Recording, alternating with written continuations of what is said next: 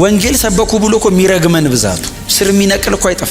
አስቸግረናል። ወንጌል እየሰበኩ ብሎ እኮ ይሙቱ የሚል እኮ አይጠፋ። በልጦ የሚያኖር ስላለ ክብር ለመንፈስ ቅዱስ ይሁን። እንኳን ወንጌል ሰብከ እንኳን ኢየሱስ ክርስቶስ ጌታ ነው ብለህ ተናግረህ ይቅርና እንዲሁም ስትኖር ደስ አይላቸው። እንዲሁ ክርስቲያን ሳይው ደስ አይላቸው። ብስጭት ይላል። ምንም ማድረግ አንችልም። ወንጌል እየሰበክን ኢየሱስ ጌታ ነው እያልን ይህን የምንናገርለትን መጪውን ዓለም ለመላእክት አላስገዛውም ይላል። አሁን እኔና እናንተ ከሺህ ዓመታት በኋላ ቆመን መጽሐፍ ቅዱሱን ከፍተን ስናነበው በጥቅሉ የምንረዳውና የሚገባን ነገር አለ። የዕብራውያን ደብዳቤ ተደራሲያን የነበሩት ግን የዕብራውያኑ ሰዎች በዛ በነበሩበት ዘመን ላይ ትምህርት አላቸው። የሚመጣ ዓለም እንዳለ ያውቃሉ። አሁን ያሉበት ዓለም አላፊ እንደሆነ ጊዜያዊ እንደሆነ እግዚአብሔርም ደግሞ ካፉ በሚወጣ ትኩሳት እንደሚያሳልፈው እንደሚቃጠል ያውቃሉ፣ ያምናሉ። ክርስቲያኖችም ስለሆኑ ግን የሚመጣ ዓለም አለ ይላሉ። ለሚመጣውን ዓለም ግን እግዚአብሔር ለመላእክት ነው የሚያስገዛው። የሚመጣው ዓለም ላይ ገዢ የሚሆኑት መላእክት ናቸው የሚል ትምህርት አላቸው አይሁዳውያን ስለሆኑ። እና የዚህ ደብዳቤ ጸሐፊ ምን ይላቸዋል? የሚመጣውን ዓለም እግዚአብሔር ለመላእክት አላስገዛውም። የሚመጣው ዓለም ላይ መላእክት ገዢዎች አይደሉም ይልና ከዛ ማን ነው ገዢ የሚለውን ያመጣዋል አይደል? ማን ነው ገዢ የሚለውን ያመጣዋል። የሚመጣው ዓለም ካለን አሁን ያለው ዓለም ደግሞ አለ ማለት ነው። ስለዚህ አሁን ከረንትሊ አሁን እኔና እናንተ ያለንበት ዓለም አለ። ይህንን ዓለም የሚገዛው አውሬው ነው። በጣም ግልጽ በሆነ መንገድ የዚህ ዓለም ገዢ ሰው አይደለም። ጌታችን መድኃኒታችን ኢየሱስ ክርስቶስ ራሱ ሲናገር የዚህ ዓለም አምላክ አይደል ያለው? የዚህ ዓለም ገዢ፣ የዚህ ዓለም አምላክ፣ የዚህ ዓለም ገዢ የሚለው ትክክለኛው ቃል ዓለም የሚለው አዮን የሚል ቃል ነው። ዲስፔንሴሽን ነው፣ ዘመን አመልካች ነው። ስለዚህ የዚህ ዓለም ገዢ ሲል ጌታ ኢየሱስ ክርስቶስ አሁን የዚህ አርዝ ይሄ መሬት ምናምን ማለት ሳይሆን ትርጉሙ እኔ ተመልሼ እስከምመጣ ድረስ ያለውን ሲስተሙን ስርዓቱን የሚመራው ማለት ነው። ስለዚህ አሁን ከረንትሊ አውሬው በሚገዛበት ዓለም ላይ ነው ያለ ነው። ኢየሱስ ያድናል ብላችሁ ሰብካችሁ ብትሰደቡ፣ ኢየሱስ ያድናል ብላችሁ ተናግራችሁ ብትነቀፉ፣ ብትገለሉ፣ ብትገደሉ ትክክል ነው። አሁን ዘንድሮ ምንድን የሆነው? ኢየሱስ ጌታ ነው ብላችሁ መወደድ ተጀምሯል። እኔ መልእክቱ የሚያስወድድ ሆኖ አይደለም። ኢየሱስ ያድናል ስትሉ ሰው ሲወዳችሁ መልእክቱ የሚያስወድድ ሆኖ ሳይሆን እግዚአብሔር ነገሩ ቶሎ ቶሎ እንዲሰበክለት ስለፈለገ ነው እንጂ ነገሩ ድሮም ዘንድሮም አስገዳኝ ነው። የዚህ ዓለም ገዢ አይፈልገውም። የሚመጣ ዓለም አለ። ይሄ ዓለም ያልፋል። የሚመጣው ዓለም ላይ እንሄዳለን። ጌታ ይባረክ። ስለሚመጣው ዓለም ከመናገሬ በፊት ይሄኛውን ዓለም ምክንያቱም የሚመጣው ዓለም የሚለውን እናነሳዋለን፣ ግን እዚህኛው ዓለም ላይ ነው ጌታ ኢየሱስ ክርስቶስ መጣ የሚለው። ይሄኛውንም ዓለም እግዚአብሔር መጀመሪያ ሲፈጥረው ሰውን ነበረ ገዢ አድርጎ ያስቀመጠው። ዘፍጥረት ምዕራፍ 1 ቁጥር 26 ምዕራፍ 2 ላይ እግዚአብሔር ገዢ አድርጎ ነበር ያስቀመጠው። ሰው እምቢ ብሎ ነው አይደል ባሪያ የሆነው። ሰው እምቢ ብሎ ነው ዱላውን የተነጠቀው። ሰው እምቢ ብሎ ነው ስልጣኑ የተወሰደበት። ስለዚህ የገዢነቱን ቦታ ሰይጣን ወሰደ። ጌታ ኢየሱስ ክርስቶስ የዚህ ዓለም ገዢ ይሏል ጳውሎስ ኤፌሶን ምዕራፍ 2 ላይ የዚህ ዓለም አምላክ ይሏል። ሁለተኛ ቆሮንቶስ ምዕራፍ 4 ላይ የዚህ ዓለም ገዢ ይሏል። የማያምኑት ልጆች አእምሮ አሳወረ። የዚህ ዓለም ገዢ፣ የዚህ ዓለም ገዢ he the prince of this age። ትክክል ነው። አንዳንድ የምንላቸው ነገሮች የመግዛት ዓመት ስትሉ ተሳስታችሁ አይደለም፣ ግን ሰይጣን ገዢ ነው። ዶሜን የሚያደርገው ቸርች ላይ አይደለም፣ የማይታዘዙት ልጆች ላይ ነው የሚገዛው። በፍጹም መርሳት የሌለባችሁ ነገር ግን ቻሌንጅ ሲያሰቃያችሁ ኮምፕሌን እንዳታደርጉ። ሲስተሙ በሙሉ የአውሬው ነው። እናንተን የሚቀበላችሁ ቸርች ብቻ ነው። እናንተን እሺ የሚላችሁ አጠገባችሁ ያለው ክርስቲያን ወንድም ብቻ ነው። ጌታችን ምን አለን? በዚህ ዓለም ስትኖሩ እኔን ያደረጉኝም በሙሉ ያደርጓቸዋል አለ። የዚህ ዓለም ገዢ ምን ያክል በዚህ ዘመን ላይ ሬን እንደሚያደርግ የምታዩት ጌታ ኢየሱስ ክርስቶስ ምን እንደሆነ ስታዩ፣ እንደ ኢየሱስ አይነት ጄኒውን ሰው እንደ ኢየሱስ ክርስቶስ ኢምፐርሰን መለኮትነቱን ትታችሁ እንደ ግለሰብ ኢየሱስን በምድር ላይ 33 ዓመት ተኩል የኖረ አንድ ሰውዬ አርጋችሁ ብታዩት ኢየሱስን የኢየሱስ አይነት ንጹህ፣ የኢየሱስ አይነት ጄኒውን፣ የኢየሱስ አይነት ለሰው ዋጋ የሚከፍል እንደዚህ አይነት ግለሰብ በፍጥረት ታሪክ ውስጥ የለም። የዓለምን ክፋት የምታዩት እንደዚህ አይነት ንጹህ ሰው አትፈልግም ማለት ሲስተሙ እንደዚህ አይነት ቅዱስ ሰው አይወድም፣ ይገላል። ለኢየሱስ ካልሆነ ለኛ አይሆንም። ዋርም የሆነ ዌልካም ኤክስፔክት እንዳታረጉ። በወንጌል ምክንያት ወደ ህይወታችሁ መከራ ሲመጣ እንደተረገማችሁ አታስቡ። ብዙ ጊዜ ቸርች ውስጥ ያለው ኮንትሮቨርሲ እሱ ነው የሚጋጭብን። ጌታ መች እንዲህ አለኝ እንላለን። እንዴ ጌታ መች እንዲህ አላለስ? መጽሐፍ ቅዱስ ያለው እንደውም ይሄንን ነው። ሌላ ነገር ከሰማ ነው ልክ ያለው ነው።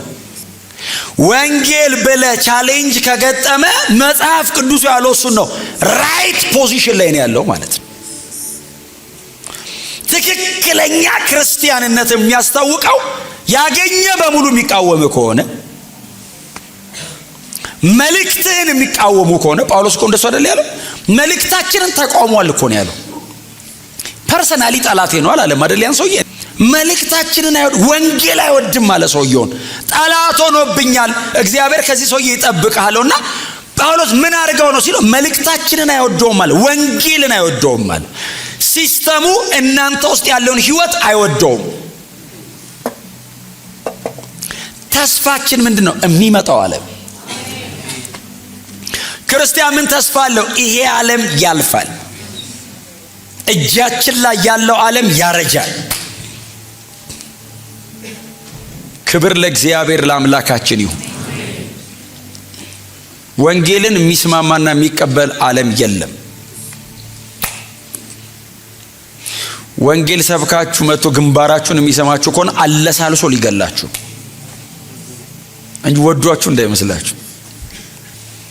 ሰማይና ምድርን እግዚአብሔር ሊጠቀልላቸው ስለሆነ አግሬሲቭሊ ወንጌሉ እንዲሰበክ እያደረገ ነው። በዛው መጠን ደግሞ የዚህ ዓለም አምላክ ብሎክ እያደረገ ነው። ወንጌል እንዳይሰበክ እየታገለ ነው። የኢንተርቴይንመንት ወርልዱን ይዞት የዚህ ሚዲያውን እንትን በቃንቆ ይዞት ወንጌል ደግሞ እንዳይራመድ ሬዚስት ለማድረግ የዚህ ዓለም አምላክ ደግሞ እየታገለ ነው። መንፈሳዊ ዓለም ላይ ያለው ጦርነት እኮ እግዚአብሔር አይናችንን ከፍቶ ቢያሳየን መሬት ላይ እኮ ማኪያቶ መጠጫ ሰዓት የለም። እንኳን አሁን በዚህ ባለቀ በመጨረሻው ዘመን ይቅርና የዛሬ ስንት ሺህ ዓመት ዳንኤል ትዝ ይላችኋል? እየጸለየ እያለ 21 ቀን ጸሎቱ የዘገየበት ጊዜ ትዝ ይላችኋል? የጸሎት መልስ ይዞለት መጣ። መልአኩ ይዞለት መጥቶ የተወደድክ ሆይ አለው፣ የጸለይክ ቀን የተሰማው አለውና የጸለይክ ቀን የተመለሰው አለው። እንዴ ታዲያ እኔ እኮ 21 ቀን እኮ ነው ከተንበረከኩ አለው። የፋርስ ገዢ መንፈስ አይደል አትገባም አለው። አትገባም አለኝ አለው። አሁን ጦርነቱ እኮ ሰይፍ ይዘው በሻሞላ አይደለም ማለት ክትክቱ እንደሱ እኮ አይደለም። ምን መሰለ ግራውንድ ነው፣ ወሬው ግራውንድ ነው። አሁን የፋርስ አለቃ አትገባም ማለት ሲል አሁን ዳንኤል ይገባዋል ምን እያለ እንደሆነ። አሁን አርኮን የሚለው መንፈሳዊ ገለ ያስተምራል። አርኮን ማለት ሊትራሊ አለቃ ማለት ሳይሆን በአንድ ቦታ ለብዙ ዘመን የኖረ ማለት ነው ትርጉሙ። ስለዚህ የፋርስ አለቃ ነኝ ብሎ ክሌም ያደረገው ገብርኤልም መጥቶ ባይዘው የፋርስ አለቃ አለው። ቀጥሎስ የፋርስ አለቃ መንፈስ አለው። ቀጥሎ የፋርስ ንጉስ አለው። ባይዘው ገብርኤል በመጣበት ሞመንት የፋርስ ንጉስ ዳሪዮስ ነው። ገብርኤል ግን የፋርስ ንጉስ ያለው ዳሪዮስን አይደለም መንፈሱን ነው። ዳሪዮስ ፑፔት ነው እንደ አሻንጉሊዝም ብሎ ወንበሩ ላይ ተቀምጧል እንጂ ፋርስን የሚያወጣው የሚያስገባው ስፒሪት እንትኑ ነው፣ መንፈሳዊ ዓለሙ ነው። የፋርስ ንጉስ ተቋቋመኝ አለው። ምን ማለት እንደሆነ ታውቃለህ? የፋርስ ንጉስ ፋርስን አለው ከመሰረቷ ጀምሬ የቆረቆርኳት ነኝ አለው። ኤጁኬሽን ሲስተሙን ስትራክቸሩን በሙሉ እኔ ነኝ የዘረጋሁት አሉ። ለብዙ ዘመን የኖርኩት ፋርስ ላይ አሉ። እያንዳንዱን ስትራክቸር እኔ ነኝ የዘረጋሁት። ቦታ የለህም አለው። የኔ ነው አትገባም አለው። አሁን እኮ ጦርነት እሱ እኮ ነው አትገባም። ዳርክ ነው። ከህንድ እስከ ኢትዮጵያ 127 ሀገር ላይ ነው ቁጫ ነው። አስባችሁታል እንዴት ሂዩጅ እንደሆነ መንፈሳዊ ዓለም። አትገባም ሲለው መልአኩ ሊለው የሚችለው ነገር አለ መቆሚያ አለ። ግራውንድ የለም ሲለው አለኝ። ማን አለ ሲለው ያው ዳንኤል። ከህንድ እስከ ኢትዮጵያ ጭልጥ ያለ ጨለማ ውስጥ አንድ መብራት አለች፣ እንደዚህ ሰማያዊ ሸንቆር ያወጣች ዳንኤል የሚጸልይባት። ያው የእግዚአብሔር ህጋዊ መቆሚያው ዳንኤል። ዳንኤል ላይ ቆሞ እኮ ነው ያፈረሰው። ጎናቸው አለ የእግዚአብሔር ህጋዊ መቆሚያ ሁን በሉት። በእውነት አንድ ሰው ካለ በቃ በጣም ብዙ አንድ ዳንኤል ለቆም ሲስተሙ ዳርክ ነው አይቀበልም። አትገባም አለው። ለቅዱስ ነገር አትገባም አይሆንም አለው። ዳንኤል ጋር መጣና ከዛ ምንድን ያለው ገብርኤል ላንተ የጸሎት መልሱን ሰጥቼ ስመለስ አለው የግሪክ ንጉስ ይጠብቀኛል አለው።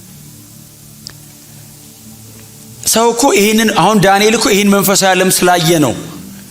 አሁን ለ21 ቀን ጾሞ እዚህ ጋር ነው። ሌላ ጋስ አያሌ ቀን ስጾምና አያሌ ማለት ምን ማለት ነው? ዳኒ ራሱ አልቆጠረውም ቀኑን ታውቃል። ኑሮ አረገው ጾም ጸሎቱን። መንፈሳዊ ዓለሙ ገባ።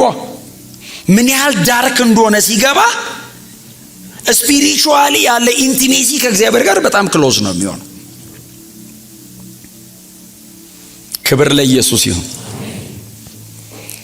አሁን በዚህ ሰዓት የዚህ ዓለም ገዢ መጽሐፍ ቅዱስ እንደሚነግረን አውሬው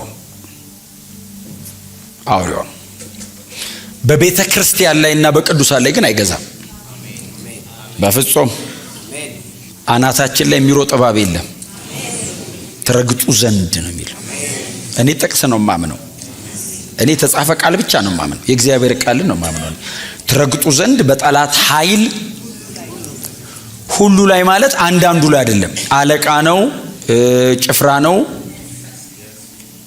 አሁን አውሬው ታስሯል። ማንም ቢሆን ግን ጌታ ኢየሱስ ክርስቶስ ለቤተ ክርስቲያን ለደቀ መዛሙርት የሰጠው ስልጣን አለ። ፈሪሳውያን በጣም ግዙፍ ናቸው፣ ያስፈራሉ፣ አትጠጋቸው። እነዚህ ሰዎች ደግሞ በጻፉበት ዘመን ሲስተሙ የነሱ ነው። ባይዘው ጌታ ኢየሱስ ክርስቶስን ሬዚስት ያደረገው እኮ የነሱ ሲስተም ነው። ሪሊጂየስ የሆነው ሪቹዋሉ ላይ ነው አይደል? አጋንንት ከጀርባ ተለጥፎ ኢየሱስን የሰቀለው።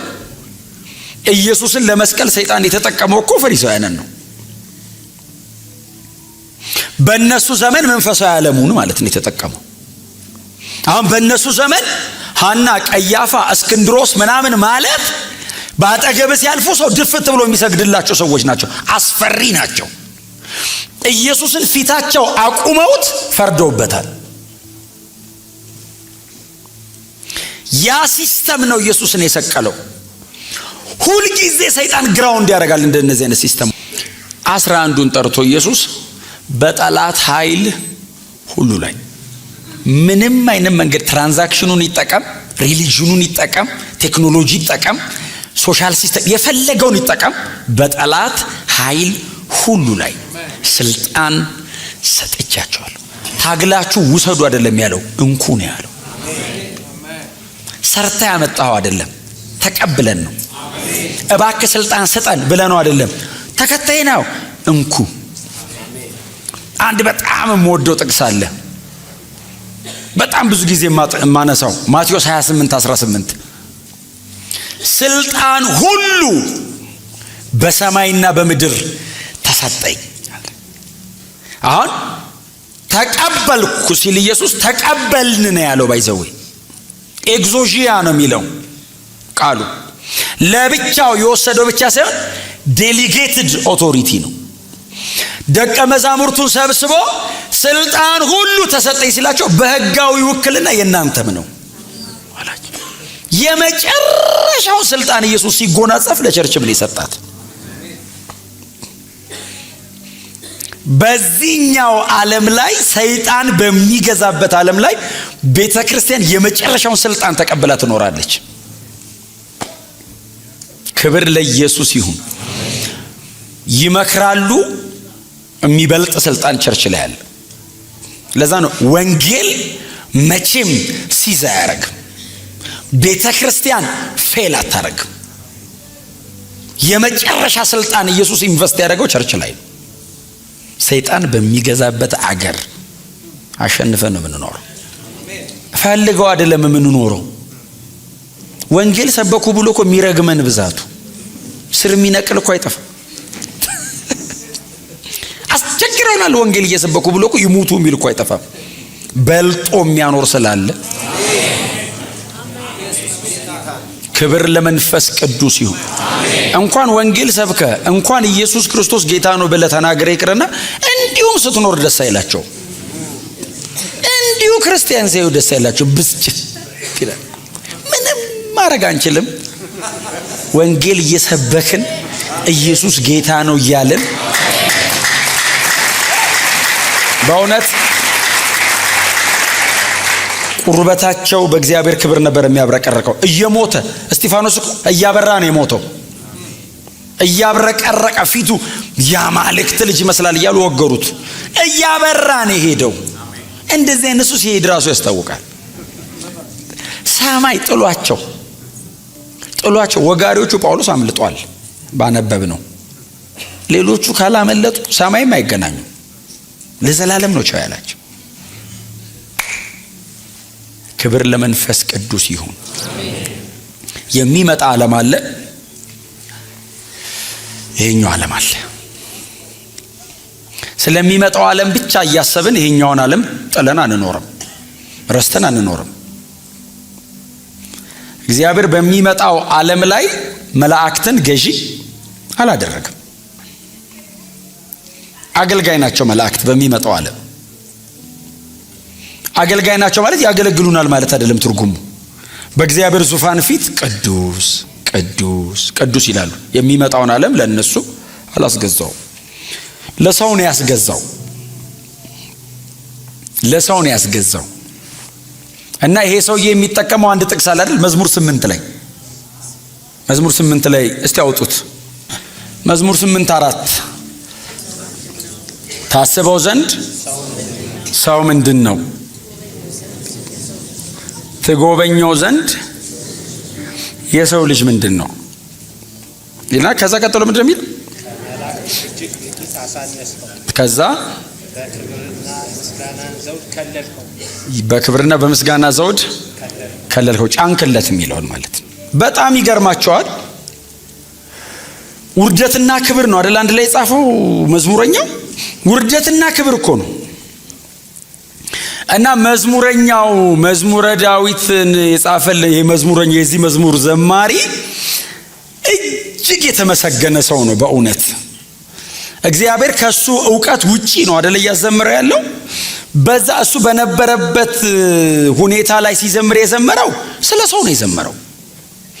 ስለ ሰው መውደቅ፣ የእግዚአብሔር ትልቅነትና የሰው ኢምንትነት፣ የእግዚአብሔር ግዝፈት፣ የእግዚአብሔር ታላቅነትና የሰው ደቃቅነት። እግዚአብሔር ከፈጠራቸው ፍጡራን መካከል በጣም ጥቂቱ ሰው ነው አይደል? በጣም ትንሹ ሰው ነው።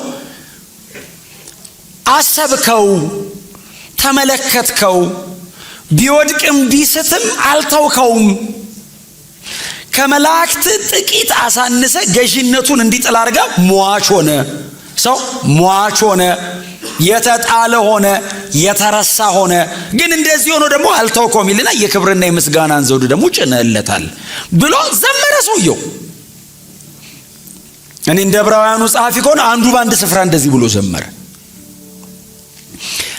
አንድ ከጥቅስ ውስጥ አንድ ቃል አላዛነፈም አይደል? የዕብራውያኑ ጸሐፊ ሲጽፈው ቃሉ የተጻፈው ስለ ክርስቶስ ነው አለ። እግዚአብሔር ትልቅነቱ ሳይዘው የወደቀን የተናቀን በጣም ደቃቅ የሆነ በእግዚአብሔር እይታ ካየ ነው ማይክሮስኮፒክ የሆነውን ፍጡሩን እግዚአብሔር ትልቅነቱ ሳይገድበው ወርዶ አየው፣ ተመለከተው፣ ከወደቀበት አነሳው። ሾሞት ነበረ፣ እድል ሰጥቶት ነበር፣ ክብር አጎናጽፎት ነበር። ያም ሰው ታላቅ አምላክ የሰጠውን ክብርና ስልጣን እምቢ አለ፣ በደለው፣ ወደቀ፣ ከመላእክት ጥቂት አነሰ፣ ሟች ሆነ ማለት ነው። መላእክት አይሞቱም። ሟች ሆነ ማለት ነው። ውስን ሆነ። በአቅሙ፣ በስልጣኑ፣ በብቃቱ፣ በጉልበቱ እጅግ በጣም ወደቀ፣ ዝቅ አለ። እግዚአብሔር ካሰበለት የክብር ቦታ ዝቅ አለ። አልታውከውም። ምንም በዚህ መንገድ ቢዋረድ መጣና የክብርና የምስጋና ዘውድ ደግሞ ደግመ ሪስቶር አረክ፣ እንደገና መለስከው፣ እንደገና አነሳኸው ይልና መዝሙረኛው ዘምሮ በቃ አለፈው። መጥቶ የአዲስ ኪዳን ጸሐፊዎች ይሄ የተጠቀሰው ስለ ክርስቶስ ነው። ፍጹም ሰውነቱ ልክ ፍጹም መለኮትነቱ የተነሳውን ያክል መነሳት አለበት። ፍጹም ሰውነቱ በእኛ መካከል ማደሩ፣ በእኛ መካከል ሥጋ ለብሶ መውጣት መግባት መመላለሱ እንደ አምላክነቱ ሁሉ መነገር አለበት ነው እያለን ያለው ይሄ ሰው። አሳነስከው፣ እንዲዋረድ አረከው፣ ዝቅ እንዲል አረከው። አምላክ ሰው ሆኖ ወደ ምድር መጥቶ መሬት ላይ የነበረውን ሰው በአባቱ ቀኝ ወስዶ ለማስቀመጥ በዚህ መንገድ እንዲያልፍ አደረከው። መዝሙረኛው የእግዚአብሔርን የማዳን ፕሮግራም ነው እየዘመረ ያለው። ጌታ ኢየሱስ ክርስቶስ ክብሩን ትቶ መውረዱን፣ የዘላለም አምላክ ሞትን ሊቀምስ ነው። በፍጹም ሰውነቱ ሞትን ኤክስፔሪየንስ ሊያደርግ ነው። መሞትና መቀበር ብቻ ሳይሆን ደግሞ ትንሣኤን ተቀብሎ የክብርና የምስጋና ዘውድን ደግሞ ይጭናል፣ ይከብራል። ሰውንም እንደገና ከቀድሞ ይልቅ ወደሚበልጥ ክብር ያስገባዋል ይልና የክርስቶስ ኢየሱስን መከራ ጀመረ። የክርስቶስ ኢየሱስን ፍጹም ሰውነት ማንሳት ጀመረ። ሰው ሆነ ካሉ ሰዎቹ ሲቃዩና ሞቱን ለማንሳት ብቻ ነው ሰው ሆነ የሚሉት። ይሄንን በፍጹም ይስ እንዳታደርጉ። የአዲስ ኪዳን መጽሐፍ አንባቢዎች፣ የአዲስ ኪዳን ነዋሪዎች ስለሆናችሁ የክርስቶስ ኢየሱስ ሰውነት ላይ የምትቆዩ ከሆነ መከራና ሞቱ ላይ ቆዩ። ተወለደ ካልን ሞተ እያልን ነው። ይሄው ኢየሱስ ሰው ሆነ ካልን ተሰቃየ፣ ሞተ እያልን ነው። ሰውነቱ ለእኔ ከተከፈለ ዋጋ ጋር ነው የተያያዘው። ሰው የሆነው ለእኔ ነው። አሜን ነው። አባቱ ይከብርበት ዘንድ እኔን ለማዳን ነው። ለአብ ክብር፣ የጸጋው ክብር እንዲመሰገንለት እኔን ለማዳን ነው። ክብር ለኢየሱስ ይሁንለት። ሰውነቱን ያያያዘው ከሳልቬሽን ጋር፣ ከመዋረዱ ጋር፣ ከሲቃዩ ጋር፣ ከድነታችን ጋር። እንደውም የድነታቸውን አይደለም የሚለው የድነታቸውን ራስ ወይንም መስራች። ስለዚህ ከድነት ጋር ተያያዘ። የኢየሱስ ሲቃይ መዋረድ፣ ጥቂት ማነስ እሱ ለዘላለም ከመላእክት ይልቃል። በፍጹም ሰውነቱም ከመላእክት ይልቃል። መሬትም ላይ ሰፈር እያደረገ ኢየሱስ ከመላእክት ይልቃል። ክፍሉ እያወራ ያለው ኢየሱስ ከመላእክት ጥቂት አነሰ የሚል ትምህርት አይደለም ያለው። ኢየሱስ መሬት ላይ እየተመላለሰም ከየትኛውም ፍጥረት የላቀ ነው። ፈጣሪ ነዋ። መሬት ላይ በስጋ ወራት ሲመጣ ፍጡር አልሆነም፣ ፈጣሪ ነው። መሬትም ላይ የሰው አይን ከጭቃ ሰርቶ የለ እንዴ? መሬት ላይ እኮ ዝም ብሎ እኮ የተራመደ እንደዚህ የተራመደ እንደ ቀልድ መንገድ ላይ ሲያልፍ ያየውን አይነ ስውር እየለፈ እኮ ነው ያየው። እንትፍ ብሎ ፈውስ አይደለም፣ ተአምር ምናምን እኮ አይደለም። ፈጠረ አይን ከጭቃ። መሬት ላይም ኢየሱስ ሲኖር ከመላእክት የላቀ ነው። ተዋርዶም የላቀ ነው። በመስቀል ላይ ድነታችንን ለመፈጸም ዋጋ እየከፈለም ኢየሱስ የላቀ ነው። ክብር ለኢየሱስ ይሁንለት። ስለዚህ ሰውነቱ ጋር መጣ። ከዚህ በኋላ በጣም በስፋት የሚሄደው የዚህ ደብዳቤ ጸሐፊ የክርስቶስ ኢየሱስ ፍጹም ሰውነት ጋር በቃ በነገር ሁሉ እኛን መሰለ። በነገር ሁሉ እኔ የሆንኩትን ሊሆን መጣ ኢየሱስ። ከኃጢአት በቀር በነገር ሁሉ እኔ እምሆነውን ኢየሱስ ሆኗል። ኃጢአት ብቻ ነው ያልሰራው። ከኃጢአት በቀር ሰው ሁሉ የሚሆነውን ኢየሱስ ሆኗል። መከራ መቀበል የፈለኩትን ያክል መከራ መቀበል የኢየሱስን ያክል አልቀበልም። ብዋረድ ኢየሱስ በሰውነቱ የተዋረደውን ያክል አልዋረድም። ብጠላ ሪጀክት ብደረግ ሞገስ ባጣ የኢየሱስን ያክል አይሆንም። ኦሬዲ ቦርን አጌን ነኝ እኔ። ከሱ በተካፈልኩት ህይወት ነው ዋጋ የምከፍለው። የኢየሱስን ያክል የሚሰቃይ ዋጋ የሚከፍል የለም። በፍጹም ሰውነቱ የምካፈለውን በሙሉ ከኔ ይልቅ በጥልቀት ተካፍሎታል።